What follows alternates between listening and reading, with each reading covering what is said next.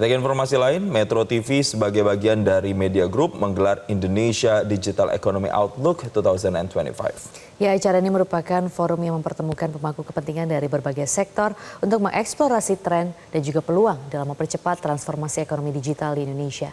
Informasi selengkapnya kita bergabung dengan jurnalis Metro TV Nadia Soraya langsung dari studio Grand Metro TV. Ya, Nadia, siapa saja nanti yang akan mengisi materi hari ini dan apa saja yang juga akan dibahas dalam acara ini? Ya, selamat siang Maria dan Jason untuk gelaran Indonesia Economic Digital Outlook 2025. Ini tadi baru saja selesai untuk sesi pertama, di mana tadi untuk sesi pertama ini sudah ada welcoming speech diawali dari CEO Media Group Muhammad Mirdal Akib dan dilanjutkan keynote speech dari Wakil Presiden Republik Indonesia Gibran Raka Buming Raka.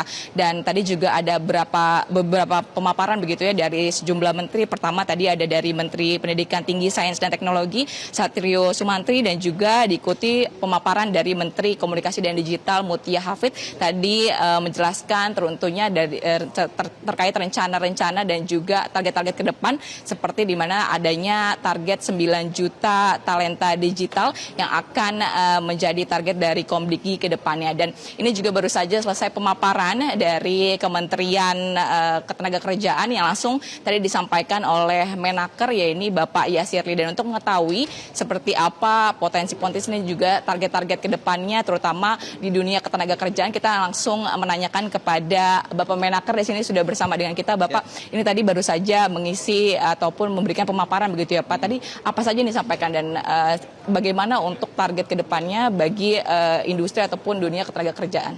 Ya, jadi memang tadi paparan saya mulai dengan tantangan kita saat ini ya. Jadi dari segi kesiapan tenaga kerja kita yang memang kita sudah kategorikan mereka memiliki skill yang cukup, bahkan skill yang sudah ekspor itu masih kecil. Ya, kalau yang ekspor itu baru 9% dari total pekerja formal kita. Ini adalah potret. Kemudian kita juga menyoroti kalau tadi ada angka disebutkan 9 juta gitu ya, digital workers yang dibutuhkan, maka 9 juta ini tentu harus kita divine ya, digital workers dengan kompetensi apa ya, karena kompetensi itu sangat luas ya. Kami punya skema-skema sertifikasi kompetensi di Kementerian Ketenagakerjaan. Kita harus breakdown mana yang kemudian itu kompetensi teknis, mana yang kompetensi yang sifatnya itu adalah soft skill, dan dari mana kita menyiapkannya. Apakah ini nanti kita akan titipkan ke SMK, kemudian kita lanjutkan kepada vocational training, kita punya balai latihan kerja dan seterusnya. Itu adalah PR. Dan kemudian yang ketiga, tadi juga saya menyoroti terkait tentang kita perlu melihat kembali, dan kami sedang lakukan itu, melihat kembali regulasi yang ada.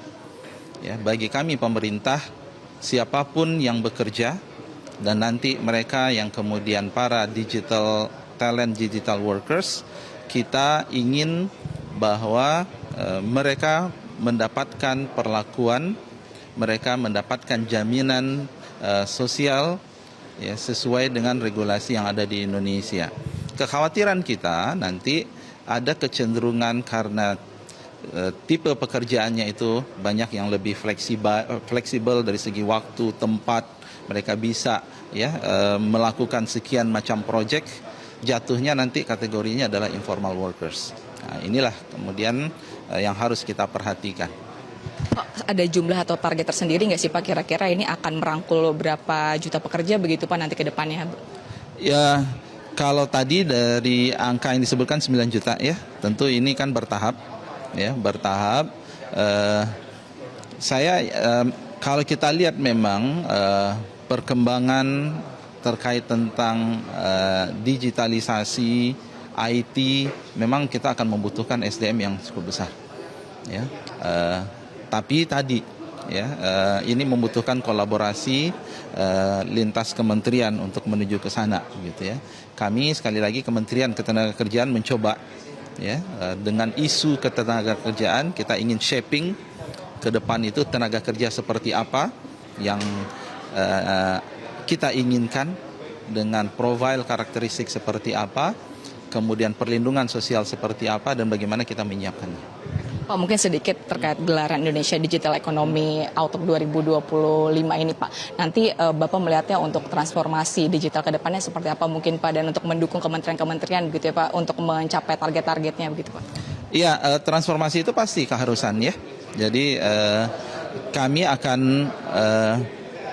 melakukan edukasi ya sesudah kita memiliki sebuah outlook yang berbasis kepada research, berbasis kepada data.